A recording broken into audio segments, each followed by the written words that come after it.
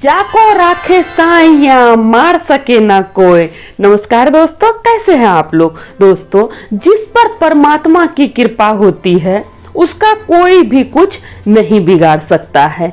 कितना भी कोई बुरा चाहे लेकिन उसका बुरा नहीं कर सकता है जिस पर परमात्मा की कृपा होती है। आज हम आप लोगों को इसी पर आधारित बहुत ही सुंदर कथा सुनाने जा रहे हैं। कथा अंत तक सुनिएगा क्योंकि जानते ही हैं कोई भी कथा आधा अधूरा नहीं सुनना चाहिए। तो चलिए ज्यादा बात नहीं करते हुए सुंदर सी कथा शुरू करते हैं।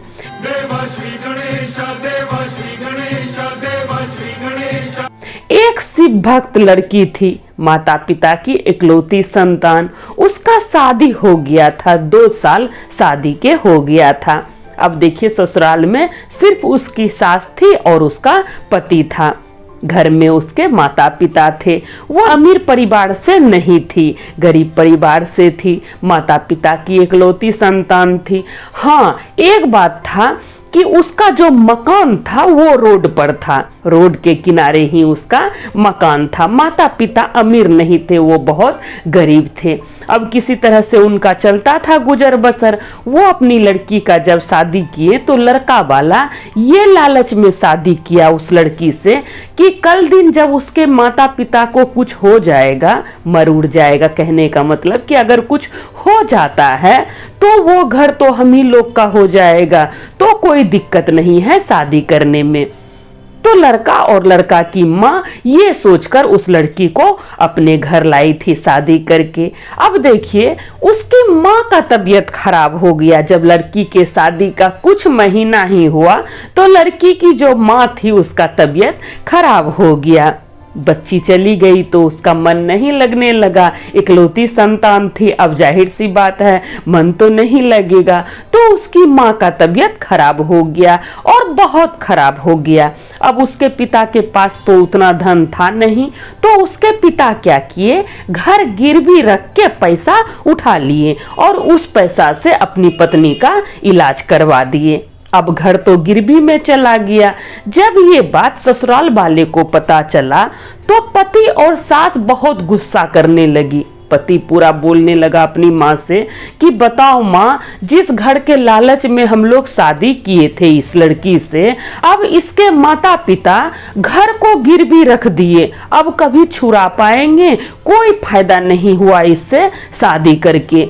अब लड़का जो है नापसंद करने लगा। शादी के 2 साल हो गया था, लड़का नापसंद करता था। जब से पता चला ये बात कि घर गिरवी रखा गया है, तब से ना ही सास पसंद करती और ना ही पति पसंद करता, सीधे मुंह बात तक नहीं करता। अब लड़की बहुत प्रयास करती अपने काम के द्वारा कि हम अपने काम से प्रभावित कर लेंगे, खुश कर देंगे। वो घर का सारा काम करती खुशी खुशी, लेकिन कहता है ना आदमी को, जिसको पैसा का भूख रहता है उसको काम कहाँ दिखता है, प्यार कहाँ दिखता है। तो ना ही उसके पति को प्यार दिखता, ना ही उसकी सास को प्यार दिखता। अब लड़की तो शिव भक्त थी, वो बहुत अच्छी थी। उसके घर में जो भी मांगने वाला आता, जो भी भीख मांगने के लिए आता, वो कुछ ना कुछ देकर ही विदा करती। और एक बूढ़ी तो हमेशा आती थी, एक बूढ़ी माई हमेशा उसके घर आती थी और वो कुछ ना कुछ उसको जरूर से देती थी। इस बात से उसकी सास को बहुत गुस्सा लगता था कि मेरा बेटा का कमाया हुआ धन ये दान करती है, ये घर में आटा नहीं रहने देती है, चावल नहीं रहने देती है, कुछ ना कुछ देते रहती है उस बूढ़ी को। एक तो मैके से कुछ लेकर नहीं आई और घर में जो है वो भी दान करते रहती है। तो सास को बहुत गुस्सा लगता था, बूढ़ी को हमेशा भगाते रहती थी सास। लेकिन बहू जो थी वो अच्छी थी, वो इशारा कर देती कि रुकिए हम कुछ ना कुछ लाके देते हैं। तो बूढ़ी हमेशा आ जाती थी, उसको मिल जाता था कुछ ना कुछ। सास कितना भी गुस्साती थी लेकिन बहू जरूर से उसको कुछ ना कुछ देती थी। अब देखिए, इसी तरह समय बीत रहा था। अब देखिए क्या हुआ, एक दिन उसको सर्दी खांसी हो गया, उसका तबीयत खराब हो गया। अब ना उसको सुगंध का पता चलता ना दुर्गंध का पता चलता। सर्दी होने के वजह से ना सुगंध का पता चलता ना दुर्गंध का पता चलता। तो वो अपने पति से कही कि देखिए हमको सर्दी खांसी हो गया है, सो ना सुगंध का पता चल रहा है ना दुर्गंध का पता चल रहा है, सो हमको डॉक्टर पास ले चलिए। तो उसका पति पूरा गुस्सा गया कि तुमको तो इसी तरह कुछ ना कुछ होते रहता है, जाओ दूध और हल्दी पी लो, ठीक हो जाएगा, हम नहीं ले जाएंगे तुमको डॉक्टर के पास। तो उसका पति उसको मना कर दिया।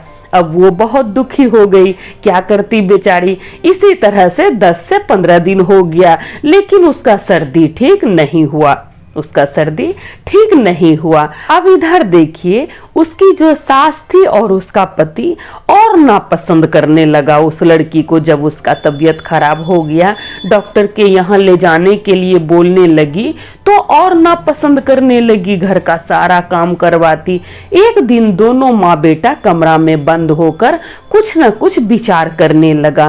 तो लड़की सोची कि क्या ये दोनों बात कर रहा है, वो भी फाटक बंद करके। अब देखिए, कमरा के अंदर दोनों माँ बेटा आपस में सलाह मशवरा कर रहा था। बेटा कह रहा था कि माँ, इस लड़की को रखने का कोई फायदा नहीं है, कोई धन दौलत तो हम लोग को मिलने वाला नहीं है, इसलिए इसको तलाक दे देते हैं और दूसरी शादी कर लेते हैं। दूसरी शादी करेंगे तो ढेर सारा दहेज मिलेगा, इसको तलाक दे देते हैं। तब उसकी माँ कहती है, बेटा अगर इसको तलाक देगा ना, तो फिर इसका भरण पोषण तुमको उठाना पड़ेगा, इसका भरण पोषण तुमको उठाना पड़ेगा, इसको पैसा देना होगा, इसलिए तलाक देने से कोई फायदा नहीं है। एक काम करो, इसको जान से ही मार दो, ना रहेगा बांस ना बजेगा बांसुरी। तो दोनों माँ बेटा आपस में विचार कर लिया कमरा बंद करके। अब लड़की को तो पता नहीं चला कि दोनों माँ बेटा मिलके क्या खीर पूरी पका रहा है, क्या षड्यंत्र रच रहा है। अब देखिए क्या हुआ, उसी रात में उसका पति उससे पूछता है, लड़की का पति, कि तुम्हारा सर्दी ठीक हुआ, सर्दी खांसी जो तुमको हो गया है अभी तक तो ठीक नहीं हुआ है। तो लड़की बोली, नहीं, कहाँ ठीक हुआ है। फिर उसका पति कहता है कि तुमको सुगंध या दुर्गंध में अभी तक फर्क पता चला, सुगंध दुर्गंध पता चलता है कुछ। तो लड़की बोली, नहीं, अभी तक कहाँ पता चलता है, ना ही हमको सुगंध कुछ लगता है ना ही दुर्गंध लगता है, कोई चीज का खुशबू हमको समझ नहीं आता है, इतना सर्दी है हमको। तब उसका पति प्यार से कहता है कि सुबह तुमको हम डॉक्टर के पास ले चलेंगे, सुबह तुमको डॉक्टर के पास ले चलेंगे, तुम जल्दी सो के उठ जाना। अब लड़की के खुशी का ठिकाना नहीं था, पति इतना प्यार से उससे बात किया कि डॉक्टर पास ले जाएंगे। शादी के 2 साल हो गया था, कभी भी उसका पति उससे प्यार से बात नहीं करता था। अब उस रात जब प्यार से बात किया तो लड़की पूरा खुश हो गई, सुबह जल्दी उठ के तैयार हो गई, लड़की जल्दी उठ के तैयार हो गई। अब देखिए, उसका पति भी तैयार हो गया और उसकी सास भी तैयार हो गई। तब उसका पति कहता है कि सुनो, हम माँ को मंदिर लेके जा रहे हैं, हम माँ को मंदिर लेके जा रहे हैं, फिर तुमको डॉक्टर के पास ले जाएंगे। फिर लड़की कहती है कि हमको भी ले चलिए मंदिर, हम भी दर्शन कर लेंगे भगवान जी का। तब उसका पति कहता है कि तुम मंदिर जाओगी तो नाश्ता कैसे बना पाओगी, फिर हमको ऑफिस भी तो जाना है, माँ को भी जल्दी भूख लग जाता है, सो तुम नाश्ता बना लो, जल्दी से नाश्ता बना लो, हम दोनों मंदिर से आते हैं, फिर तुमको डॉक्टर के पास ले चलेंगे। अब लड़की के खुशी का ठिकाना नहीं था, लड़की पूरा खुश थी, रात में भी बहुत खुश थी, सुबह भी बहुत खुश थी। जब पति उससे इतना अच्छा से बात किया, उसका पति इतना अच्छा से बात किया, उसको बहुत अच्छा लगा। इसी दिन का तो वो इंतजार कर रही थी।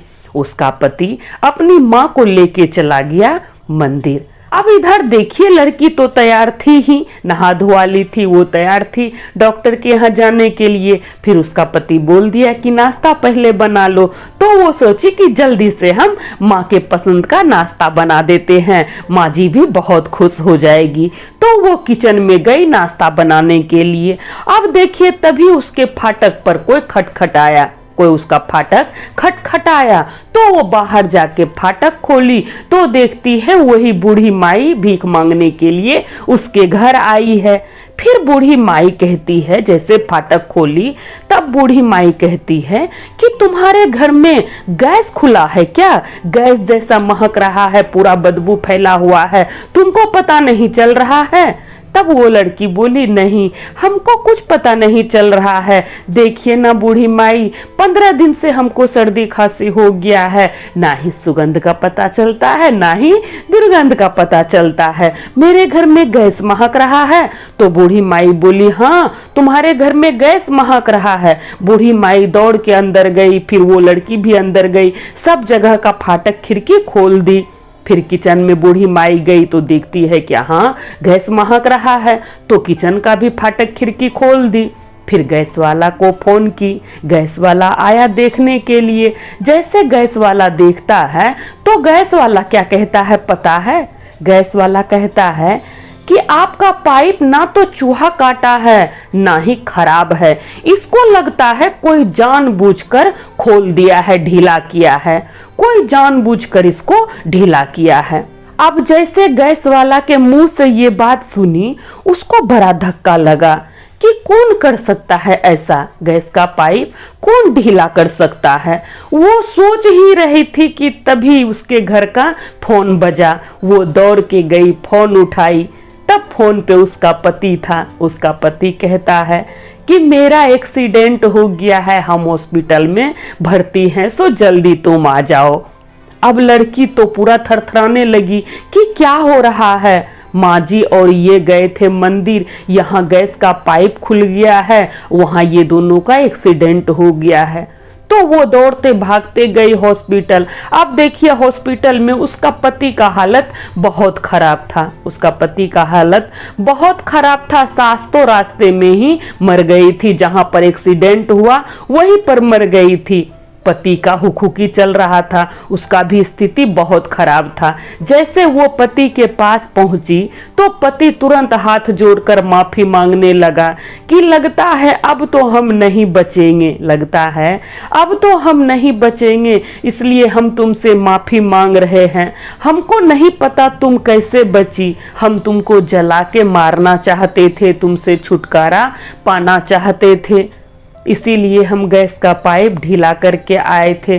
तुम हमको माफ कर दो, देखो हमारे कर्मों की सजा हमको मिल गई है। मेरी माँ वहीं पर मर गई जहाँ एक्सीडेंट हुआ, वहीं पर वो मर गई और हम भी लगता है अब नहीं बचेंगे, इसलिए हम चाहते हैं कि तुम हमको माफ कर दो, मेरे कर्मों की सजा हमको मिल गई है। लड़का ये सब बात बोल के अपना प्राण त्याग दिया।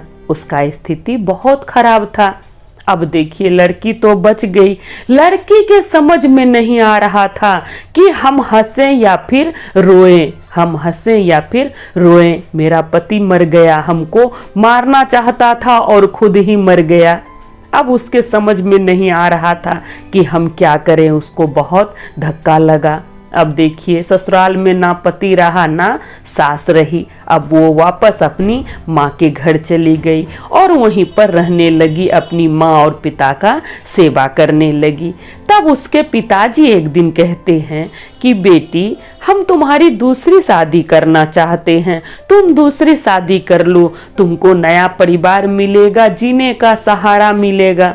तब वो लड़की बोली कि नहीं पिताजी, अब हम शादी कभी नहीं करेंगे, एक शादी करके हम देख लिए, अब हम शादी नहीं करेंगे।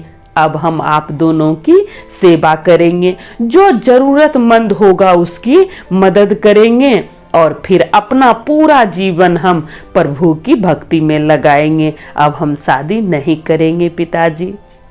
तो दोस्तों, इसीलिए कहते हैं कि जाको राखे साइया, मार सके ना कोई। हम कोई भी उसका कुछ नहीं बिगाड़ सकता है जिस पर परमात्मा की कृपा होती है। अब देखिए हम लोगों के जीवन में दुख आता है तो हम लोग कहते हैं क्या भगवान कितना दुख दिए। अब देखिए भगवान के पास दुख है, जिसके पास वो चीज है ही नहीं वो कैसे देंगे? जिसके पास जो चीज रहता है वही चीज देता है।